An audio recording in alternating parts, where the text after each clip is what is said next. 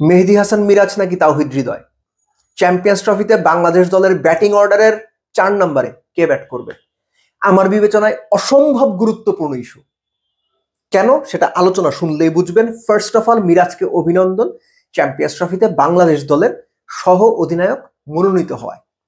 মিরাজ দেশ ছাড়ার আগে একটা গণমাধ্যমে ইন্টারভিউতে বলেছেন যে তিনি সুযোগ পেলে ওই 4 নম্বরেই ব্যাট করতে চান, কেননা তিনি তো সেখানে পারফর্ম করছেন। Rightly said. মিরাজ যে রিসেন্ট টাইমে 4 নম্বরে ব্যাট করছেন, 6টা ম্যাচে 229 রান করেছেন, 44.66 এভারেজ, পারফর্ম তো করছেন, 3টা 50 করেছেন, অবশ্যই পারফরমেন্স করেছেন। আমার প্রশ্ন, মিরাজের পারফরমেন্স, মিরাজের 350 বাংলাদেশ দলকে কতটুকু সুবিধা দিয়েছে? আমি যদি বলি মিরাজের 3টা 50 বাংলাদেশ দলের হারের অন্যতম কারণ, প্রধান কারণ না হলেও অন্যতম প্রধান কারণ, আপনি মানবেন? আমি জানি আপনি মানতে চাইবেন না, কিন্তু এটা রিয়েলিটি। মিরাজে যে রানগুলো করেছেন না, প্রপার দারুণ ব্যাটিং উইকেটে 70 থেকে 72 স্ট্রাইক রেটে ম্যাচ বাংলাদেশকে ওইখানে শেষ করে দেওয়া হয়েছে। আমি জানি মানবেন না আপনারা, কিন্তু এটাই রিয়েলিটি। এবং এই ঘটনা চলতে থাকলে বাংলাদেশ চ্যাম্পিয়ন্স ট্রফিতে সাফার করবে, আপনি নিশ্চিত থাকতে পারেন। মিরাজ একটা 50 করলেন আফগানিস্তানের সঙ্গে, কত স্ট্রাইক রেট আপনাদের মনে আছে? 56 স্ট্রাইক রেটে। ভুলে যান, ওয়েস্ট ইন্ডিজে ফিরে যান। মিরাজ 2টো 70 করেছেন, আরে 3 ম্যাচে 2টা 70 করছে, দারুণ করছে তো। প্রথম যে 70টা করলেন সেখানে শেরফেন রাদারফোর্ড 80 বলে 100 করে ওয়েস্ট ইন্ডিজকে জিতিয়েছেন। মিরাজ সেখানে 70 যে করেছেন সেটা কত স্ট্রাইক রেট আপনার মনে আছে? 71 স্ট্রাইক রেটে। ওই ম্যাচে তানজিদ তামিম 100-র উপরে স্ট্রাইক রেটে 50 করেছেন। রিয়াদ 115 স্ট্রাইক রেটে 50 করেছেন। জাকির আলী অনিক 125 স্ট্রাইক রেটে 48 করেছিলেন। কিন্তু 4 নম্বরে নেমে মেহেদী হাসান মিরাজ 101 বলে 71 করেছিলেন। বাংলাদেশ মূলত ব্যাটিংয়ে যে 30টা রান কম করেছিল সেটা মিরাজের কারণে।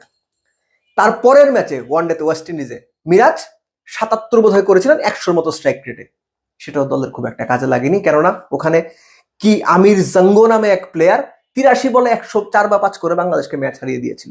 এই যে মিরাজের 3টা 50-র কথা আমি বললাম, মিরাজ যে দাবি করেছেন আমি যে পারফর্ম করেছি, রান তিনি করেছেন, কিন্তু যেভাবে রান করেছেন, যে স্ট্রাইক রেটে রান করেছেন ভালো ব্যাটিং উইকেটে, সেটা দলকে ডুবিয়েছে।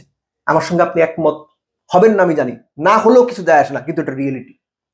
এজন্যই আমি বলছি যে মিরাজ নাকি তাওহিদ হৃদয়, বাংলাদেশ টিম ম্যানেজমেন্টকে ডিসাইড করতে হবে। রিসেন্ট টাইমে মিরাজকে 4 নম্বরেই যে খেলানো, তাওহিদ হৃদয়ের না থাকায় কিংবা মুশফিকুর রহিম না থাকায়, এটা একটা পিরিয়ডিক্যাল ব্যাপার হতে পারে, কিন্তু লং রানে যদি আপনি পাকিস্তানের উইকেটকে মিরাজকে 4 নম্বরে চিন্তা করেন, it can bring you in disaster হয়ে যেতে পারে। সেজন্যই বলছি যে 4 নম্বরে Towhid Hridoy can be a better option. কেননা তাওহিদ হৃদয়ের ক্যারিয়ার স্ট্যাট যদি আপনি দেখেন, 4 নম্বরে তার পারফরমেন্স চমৎকার, 5 নম্বরে তিনি ভালো করেছেন, কিন্তু 5 নম্বরে তার এভারেজ 29, 4 নম্বরে সেই হৃদয়ের এভারেজ 40+, 44-45 সম্ভবত, স্ট্রাইক রেট প্রায় 83। সো এজন্যই বললাম, আমি বারবার এটা আমি বলবো, 4 নম্বরে মিরাজকে খেলানো ভালো ব্যাটিং উইকেটে বাংলাদেশের জন্য আত্মঘাতী হতে পারে। তাহলে মিরাজের জায়গা কোথায়? আপনি খুব সহজভাবে যদি চিন্তা করেন, 5, 6, 7 বাংলাদেশ টিমের মুশফিক, রিয়াদ, জাকির আলী অনেক, এই 3 জনকে আপনি বাদ দেবেন, জাকিরকে তো আপনি ড্রপ করবেন না, উপরে জায়গা কোথায় থাকে? 4 নম্বরে যদি তাওহিদ হৃদয়কে খেলায়, মিরাজের জায়গাই থাকে না। কিন্তু মিরাজকে ফিট ইন করতে হবে, কারণ আপনার বোলারের ঘাটতি আছে। সেজন্য মিরাজের জায়গা হতে পারে ওপেনিং, কেননা বিপিএল এ তিনি ওপেনিং এ ভালো করেছেন। পুরো জায়গাটার মধ্যে না একটা প্যাঁচ আছে, বেস্ট 11 সাজাতে গিয়ে একটা প্যাঁচ আছে। আপনি যদি সৌম্য মিরাজ দুজনকেই অ্যাকোমোডেট করতে চান, সেই ক্ষেত্রে আপনাকে হয়তো জাকিরকে ড্রপ করতে হতে পারে। সো বাংলাদেশ টিম ম্যানেজমেন্ট ওই রিস্ক নেবে বলে আমার মনে হয় না। বাট হোয়াট এভার, বেস্ট 11 কি হবে সেই আলোচনা করতে যাচ্ছি না। আমার ইস্যুটা হচ্ছে নাম্বার 4, মিরাজের ট্র্যাক রেকর্ড বলে মিরাজ যে ব্যাটটা 4 নম্বরে করেন বেশিরভাগ সময় ভালো ব্যাটিং উইকেটে, বারবার বলছি পাকিস্তানে যে ধরনের উইকেট হবে, দুবাইতে কেমন উইকেট হবে, পাকিস্তানের তুলনায় একটু স্লো উইকেট হবে, কিন্তু 4 নম্বরের ওই জায়গাটা খুবই ভাইটাল। ক্রিকেটাররা যে ভাষায় কথা বলেন সেই ভাষায় বলতে হয়, ওখানে খেলা বানানো হয়, 4-5 নাম্বার প্লেয়াররা খেলাটা বানায়। সো খেলা বানানোর জন্য এখনকার দিনে 80-90 স্ট্রাইক রেটের প্লেয়ার দরকার, কিছু ক্ষেত্রে 100+ স্ট্রাইক রেটের দরকার, ভালো ব্যাটিং উইকেটে 100+ ডেফিনেটলি স্ট্রাইক রেটের ক্রিকেটার দরকার।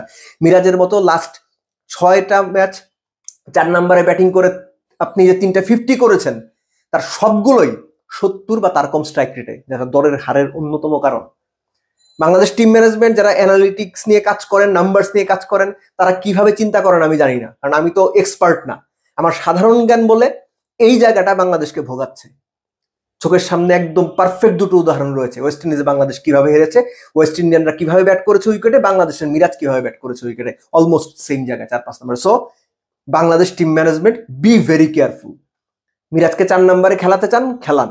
মিরাজের বক্তব্য অনুযায়ী পারফর্ম করেছেন, ওরকম পারফরমেন্স যদি চান খেলান, কিন্তু খেলানোর আগে চিন্তা করে নিয়েন আপনার ডিসপোজালে তাওহিদ হৃদয় আছে, যিনি একজন পুরোদস্তুর ওই জায়গারই প্লেয়ার, একজন মিডল অর্ডার ব্যাটার। তাকে প্রপারলি ইউটিলাইজ করবেন কিনা সেটা আপনাদের উপরে।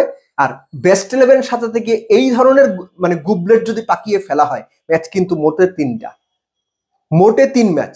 একটু এদিক ওদিক হলে, একটু ফসকে গেলেই you are just out of the tournament. Bangladesh semifinal খেলবে, ফাইনাল খেলবে, শান্তর কথা মতো চ্যাম্পিয়ন হওয়ার প্রত্যাশা নিয়ে যাবে, দ্যাটস এ ডিফারেন্ট কেস। আমি ওই আলোচনাতে যাচ্ছি না, যাওয়ার কোনো প্রয়োজন এই মুহূর্তে নাই। কিন্তু বাংলাদেশকে ঠান্ডা মাথায় আরো অনেক জায়গা আছে, এই 4 নাম্বার জায়গাটা ফিক্স করতে হবে। মিরাজ 70 স্ট্রাইক রেটে 350 করছে, এই আনন্দে যদি লাফাইতে থাকেন না, ওই লাফাইতে লাফাইতে এক সময় দেখবে চেয়ার থেকে পড়ে গেছেন, and that will be a disaster. মনে রাখেন কথাটা।